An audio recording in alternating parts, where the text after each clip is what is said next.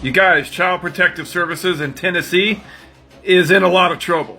What Child Protective Services doesn't want you to know. Stick around because this one is a good one. What if I was to tell you we actually have direct evidence of CPS and the state of Tennessee committing treason? Yes, treason. If you live in Tennessee and you have a CPS case, or you did have a CPS case, you're going to want to stick around. You might be asking yourself at this point, how do you possibly have evidence of the state of Tennessee and CPS committing treason? Well, that's a good question because it all involves the Tennessee Department of Children's Services Handbook. And I'm going to show you how. You see, this is the Tennessee Department of Children's Services Policies and Procedures. It was actually published December of 2016. Now that's very important, and we're going to come back to that point here in a second. You see, this is a book that is teaching you everything about the Constitution of the United States of America. All of Child Protective Services policies and procedures must fall in line with the Constitution, as well as the Tennessee Constitution.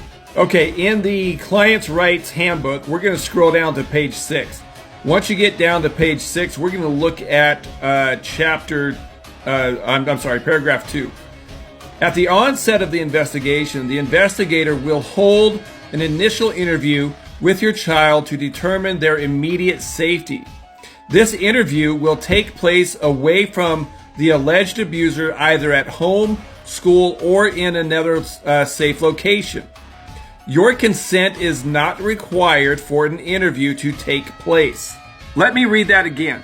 Your consent is not required for an interview to take place. That is absolutely not correct. That paragraph right there is teaching your caseworkers that they can absolutely have the right and power to circumvent the Constitution and violate your 4th and 14th Amendment rights. Not only yours, but your children's as well. They not only mentioned it on page 6, but they mentioned it on page 7 as well, and it's right there. Your consent is not required for an interview to take place. The CPS agencies in the state of Tennessee are directly involved in teaching their agents to circumvent the Constitution. And why do I say the state of Tennessee? Because the state of Tennessee published this in December of 2016. They published it. They published their own evidence of treason, purposefully giving out misinformation and directing their agents to violate your 4th and 14th Amendment rights. So I ask you again, how many people in Tennessee have a CPS case opened right now or have had a CPS case open since December of 2016? Because right now we are actually having the FBI put together a full investigation on the state of Tennessee and the CPS agencies. If you want your case to be involved in that investigation, I suggest you go fill out this form.